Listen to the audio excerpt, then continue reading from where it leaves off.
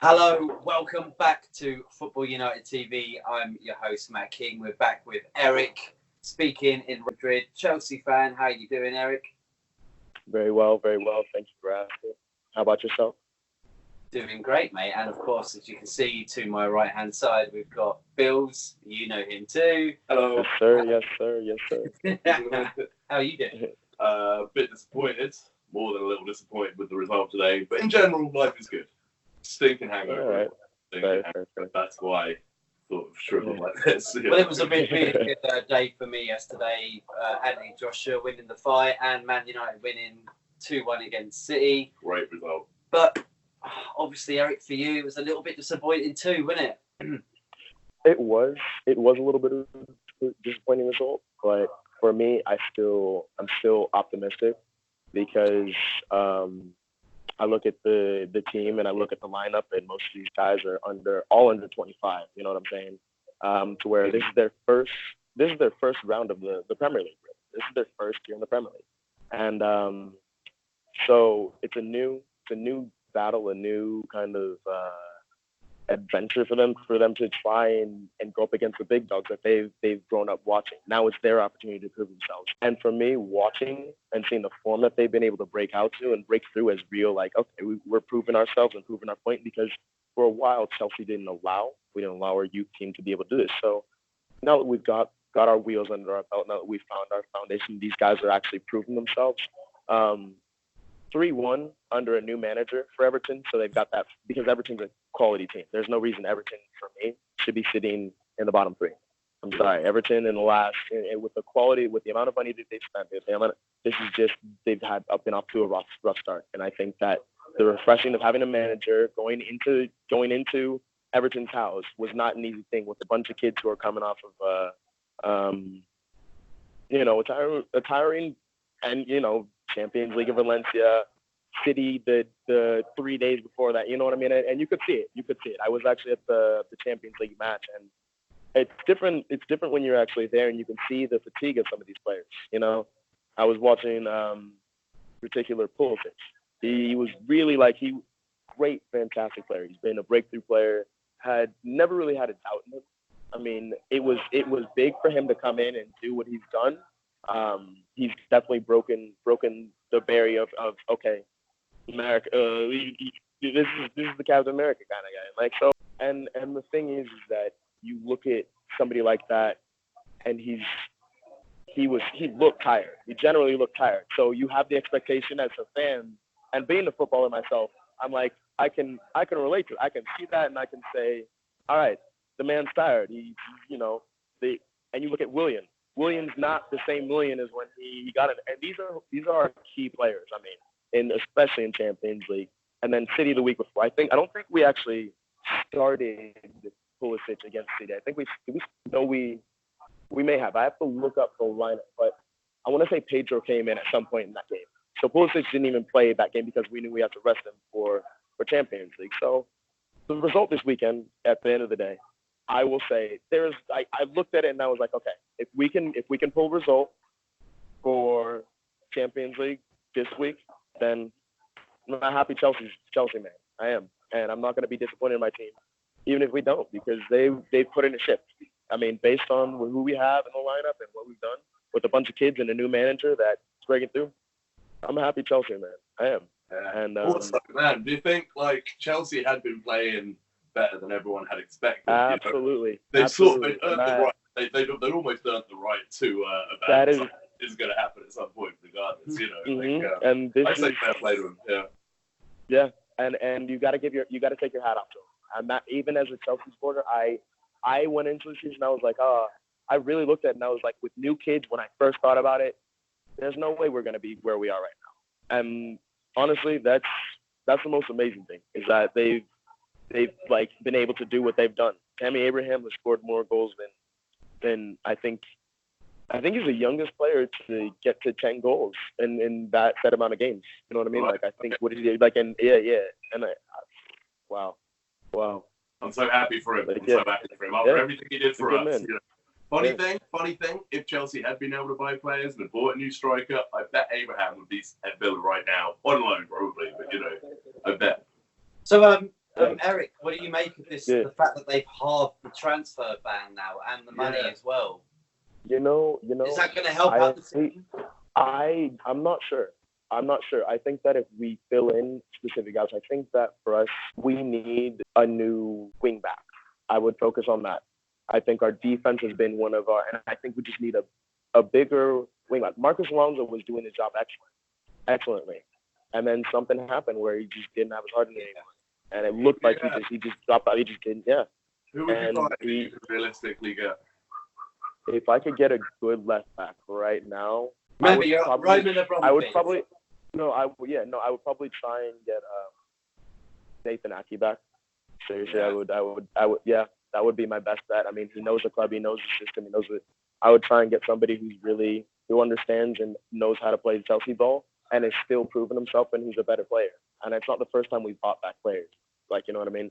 So I think that would be my first signing. That really would. Like, that would be something that I would like. And if you think about it, it's not because Marcus Alonso isn't there. It's just that Emerson, like, you have to be consistent. And somebody who knows the league, somebody who's playing and a standout player on a lower end team where he can still develop and he's still young and he's still got years in him. Yeah, it's my first signing. After that, if we wanted somebody bigger, if we wanted like a big name player and we wanted to sign somebody, I don't know. Sancho isn't a bad idea. I think that would be what about great the wing for. So the wing back's the problem position. What wing back would you want to get? No, Nathan Ake, yeah. Okay. Is he I would get that. Yeah. Right, okay. I think he can do, yeah. He has got a very diverse defensive skill set. Yeah. I nearly got there. Well, okay, I didn't actually realise that. Somehow I'd missed this. But you're saying maybe more of a presence. You said literally a bigger, stronger guy playing that wing back role as well. That, if you could do it, I've never seen him do it. Or not. Yeah, I mean that would be but and the thing is that probably worth in the 40 million range in terms of like what but we would have to pay. What you think? You got some buyback or some percentage of the net sale or something? Of course. Can I just say something about it would probably be like a $65 million. Ronaldo. There's still money going to Man United for the sale of Ronaldo to Juventus. Of course. And even if he leaves Juventus, there's still money to go to Man United. It's mental. It was 10 years ago, nearly. Yeah. And you're still making money off it. Yeah. I believe it. Yeah. I still think it's great, but yeah. All right, cool. What else? We're talking about Pulisic. I was just wondering, what do you think that's going to do for the national team? Not just the guy himself. He's obviously the best. It's going to boost our morale because, it's definitely going to boost our morale because he is reminiscent of kind of like a Landon Donovan, a leader and somebody who can play, somebody who can actually ball. And I don't, because here's the thing. Being from the States, you look at the game, and I said this the other day, and I think that it's not so much that we don't understand or have the game kind of down. It's more that we're trying to have a faster paced ball game. You know what I mean? That's just how United States. We just want faster goals. And so we're a high demand kind of thing, and our fan base hasn't quite got that high demand, but it's getting there so quickly now in terms of just like. And we know how to, I guess you could say, brand ourselves in terms of if we wanted to, okay, this team is now associated with a state. You know what I mean? This team is associated with Nike, where it's profit, or Adidas, or any like where it's right. And football is always been the biggest part of my life for me. So when I'm able to have conversations about it and like be able to talk about it, it's good because I think that it shows that I feel as an American I'm contributing to the footballing society for the States. You know what I mean? Like, and that to me. Do you think that Christian Pulisic is the result, like maybe the first result of the United States taking football more seriously, investing more money in grassroots? Is this It's something not just that. It's the exposure. It's the exposure. It's the exposure to the European game. It's the exposure to the and the thing is that we will never, like, for me, I will always praise the European game in terms of its quality and everything like that, to where it took me a very long time to be able to have the ability to take part in it. You know what I mean? Like, it wasn't like I was just able to jump right into it. I at one point, yes, but then when that was the, and I never, like, football for me was just, it was something that just stuck. It just glued to me. You know what I mean? There was something about watching football and being patient and just sitting down and just appreciating just little things versus like wanting, like, oh, we want the slam dunk, and I love that. Don't get me wrong, like, that was all great. The touchdowns, I love those. Crazy catches, all of that. Baseball, home run, yeah, all great. When hole in one, like everything, yeah, like that's all fantastic. But something about football that is just so much different than every other sport in the world, where you can sit there for so long, for 90 minutes. And even at that last second, somebody can score, and it would give you the best feeling of your, there's nothing that can match that. You sat through 90 minutes and you got to see that last, and when I saw one of those, that stuck to me. That really stuck to me. And that I remember. I give you like my memory, like you're talking about football as well. That game, as being a young guy as well. 1-0 down all the way. I was crying halfway through. I was like, this is not going our way. And I went upstairs to watch it, and I was playing Sensible Soccer. I don't know if anybody remembers Sensible Soccer. And I was playing that, and I was playing as Man United, and we were doing good on the game, and I was still watching the game. And then I remember that equaliser going in, and it was like, that was an amazing feeling. But when the second goal went in, I was like, my God! And that one. That was that one. And it puts you away. I was running around the house. Probably threw clothes on. But it's a good feeling, man. That's what I mean. And you can't beat that. You can't beat that. For me, you can't beat that. Especially, and for me, having that with my brothers, like each of my brothers had a team. You know what I mean? We had that competitiveness of a household where every Saturday, man, like, we were just up in our jerseys, in our scarves, like we were geared, like, watching the games and just go, like, duking it out, trash talking, but at the end of the day, like, appreciating a good game. You know what I mean? And then it was just, like, and it got you to the next weekend, because that was the one thing that you were like, that's what we're looking for. Like, we were like looking forward to Premier League, like, in class. I paid attention. Did you remember the I was actually drawn, yeah, of course. Champions League game, like, it was like the final when Drogba scored the equaliser. Was that a similar feeling? Of course. And the thing was, it was like I was dubbed out in Chelsea, everything, man. That moment for me was like, because I remember, because there was an attachment to football, especially in high school, that like I Chelsea, and just all right, up against United, and it was competitive because we applied it to our actual game. And for a while, like, when we lost, and you look at today when we have VAR, and you really look at that and you think about that game, just that was the game. That was the game for me. That was the best game I've ever, like, and that's what I mean. Yeah, like, that was the game. Yeah, that was the best. That was probably the best. Yeah, that was up there. That was up there as the best game that I've seen. I reckon. I don't know. The dream for me is to see England or Aston Villa, but probably more England, do something like that. I just don't know. Do you think England's going to win a tournament in our lifetime? I reckon we've definitely got a good chance. I see it. You have the potential. You definitely have the talent. Yeah, that's the talent, and it takes. And the thing is it takes humility, and I think that's what England's working on. Okay. Developing players that don't let it get to their head. You know Remember what I when the final is this year? That was the problem with the United States last year. That was the problem with the United States last year, not getting into it. Here's my question. Do you see the United States winning a major trophy in your lifetime? Do you think they're going to break the top level? Absolutely. Yeah. I think so. 100%. I genuinely think so. No, I think it was bring back Donovan. Hey. Hey, You're not hey. the tips. No, but like I'm saying, like for the American game, let's go back to the American game for a second. Yeah. And just how with World Cup, like the last World Cup that we didn't qualify for.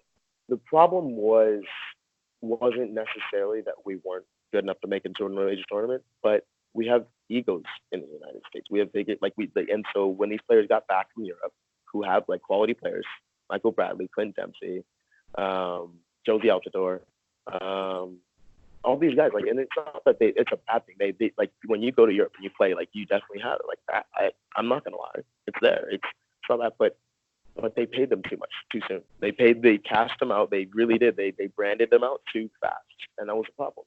And it's not that it's necessarily a bad thing. You definitely want to get the brand out. These guys are superstars and megastars, but they also need to, if they've got the ability to put on a national shirt and like go out on the field and be like, yeah, we're gonna keep doing what we're doing. Yeah.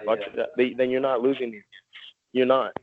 You know what I mean? Like, well, so see, that was the problem. A lot of it, don't you, in the women's national team for USA, the way they dominate, you know, and the fact that they keep reproducing very good players over so many months. Because it's a big game out there.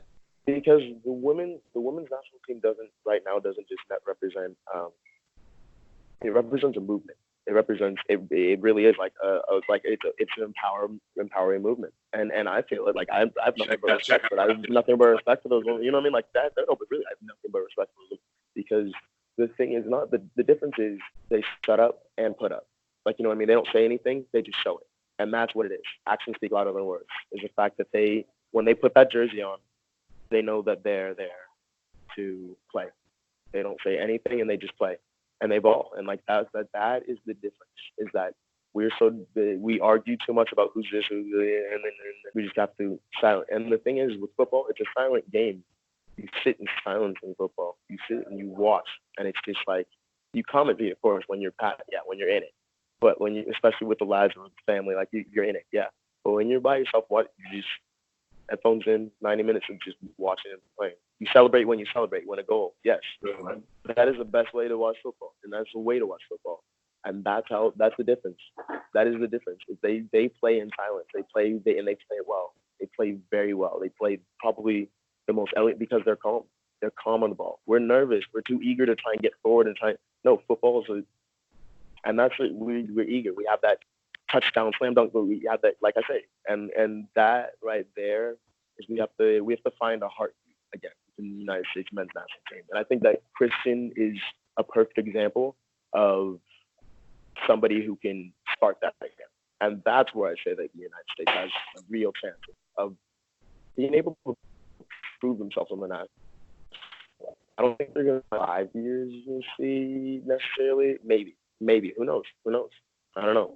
Yeah, I can see that. Like, I don't know. You've got a big talent pool. It's a country that's really, really. And it does.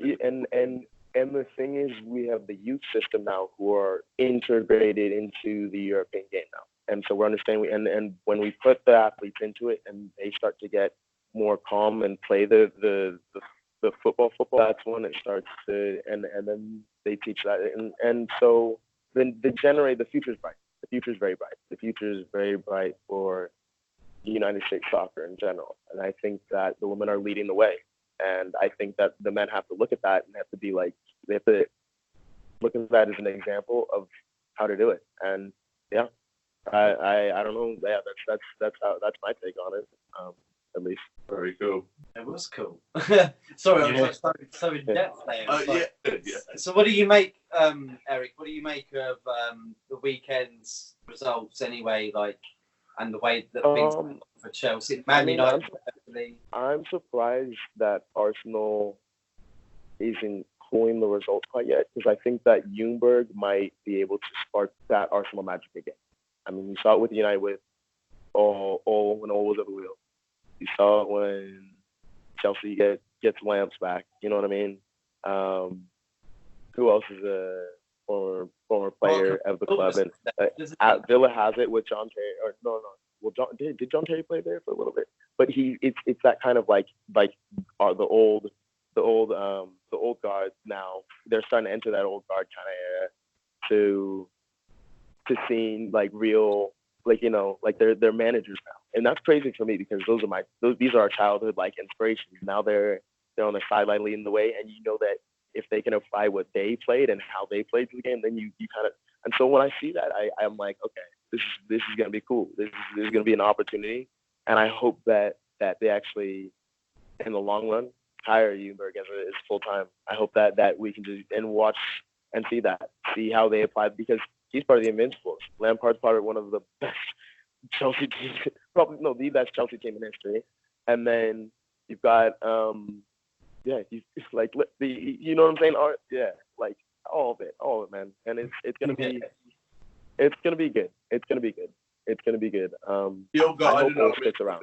We're talking about like Gerrard, obviously at Rangers. We've got Carrick is now on the coaching. And if he comes back to Duncan Ferguson, Everton now. Ferguson. There we go. Man, he will sort those players out. 1 win, 1 game. Sorry, man. We got it. I can't believe he beat you this weekend. Well, I know. But at the same time, welcome was back. And the thing is that like if there was one way that I could have it to where, you know, I'm somebody who has respect for a team who can stay in the Premier League as long as possible, no matter what. Like if you've done it, then you're there, and you keep that consistency, and you're able to maintain that. Of course, I have respect for the top 5. Of course, I have respect for the top 10 who are normally in there. And then when the bottom 3 knock the other guys off their hoop and they come into the Premier League, that's the Premier League. So when I look at Everton, I expect Everton to do that. Like against a young, that's the expectation. Everton should be able, especially with Richarlison, who came in and scored, and Richarlison, and then who scored the other 2? He's quality too. That's what I mean. We've got real, Juan Bissaka, was that his name? I think that was who it was. And he knocked in too. Yeah, and we played bad. We did have a sloppy game, especially in the defensive end. Zuma he was still asleep that day. James could have had a better game. James was quality, I think, in the first half. I think he helped develop some of the early opportunities that we had to put away. But he tired out. He did. He just gassed out probably about the 60th minute. He was pretty done. And 30 minutes left, like with 30 minutes left in the game where they scored 2 in the last. He just, you know, and like I said, it's the kid's first run. It's the kid's first run in the Premier League, and it's never easy. It's never easy, but they're doing it. And I think that if they can pull off a result at Lille, then I'm okay with that. It's the Premier League. You win some, you lose some. So we can pull a result. Yeah. What's your prediction then to finish it off, Eric? What's your prediction of the Champions League result this week? I think either 1-0 Chelsea, Lille, or 2-1 if we or something like that. Yeah. But so Chelsea. Win by a goal, sure enough. Yeah. Yeah. I don't think. And the only reason I say that is if they can manage to, I think that's just going to be the base score. I think that if they can break through the duck, then who knows? But if they can find that finishing form that they've had, because they've been very creative, but they're just missing that final touch. There's like normally where they normally be in that position. So what's going on is the cross is either coming in too early or the person's just too late kind of thing. And it's from fatigue, obviously. I mean, like I said, yeah, they're doing well. I think that if they can find that touch again, then we'll be all right for the upcoming results. I mean, Bournemouth this weekend, I'm not saying it's an easy result, but I think that'll give them a chance to recover a little bit, play touch and go kind of game, because we do have a good spread play in terms of being able to get switching the ball and just being able to knock the ball around. We do that well. I think that Lampard has really integrated style of play now that they really just have a real flow to them. There's a style of play about them now. It's not just knock the ball up front and then they out wide, touch it back if it's not on. You know what about Lille? Really what about Lille? Yeah. Do you know much about their team? Do you know much about? They have, Lille have a few, and Renato Sanchez has been in some form. He's been I've been keeping an eye on him. Like, I guess he's knocked a few in recent weeks. So it's not that Lille is necessarily like a giant in the French league, but no, they actually are. But you know what I mean in terms of it's PSG. You know, when you say French, it's just gonna be PSG. That's a story. But in terms of the next best thing, I think Lille are up there in terms of quality team. They've got the American Timothy Way, who's also very potent, very clinical in the box. It's going to be a good game. I don't think it's going to be an easy win for us. That's all I'm saying. I really don't. I think that, and they've got some from the last game that I saw, some of the defenders look strong in the air, especially off of set pieces. So I think that if we do concede, it would be off a set piece, which has been kind of one of our weaknesses this year. And I think that if we score, I'm gonna say Abraham Mount again. Abraham Mount.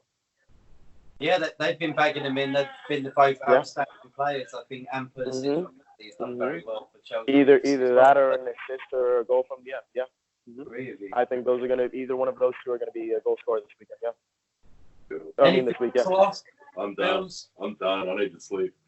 He wants to sleep, and I'm pretty sure you want to sleep as well, Eric. No, not because of your commentary. It's been very, very interesting. I'm just, No. My head is pounding from it. Now you get, No, Lille's going to be interesting. We'll be watching that midweek, so Of course. Eric, thank you very much for tuning in. And no problem, man. Bills too, thank you for helping us out. My pleasure. Please do subscribe, share, do what you can, and support us and these dudes as well for giving their opinions, because it's a very brave thing to do, actually. You know, social media these days, you know what I mean? Like, people can really trolls and all that, you know what I mean? Like, We've got Eric. He's a footballer on social media. That's a dangerous combination, right. We've got to get you to come and play for our football channel team, mate. Oh yeah, would you be up for that? We'll think about it. Thinking about it. Maybe next summer. My guy. Bit of a feature. All right, my guy. Thank you very much, man, and stay classy. Stay classy. Stay classy, my friend. Take care, man.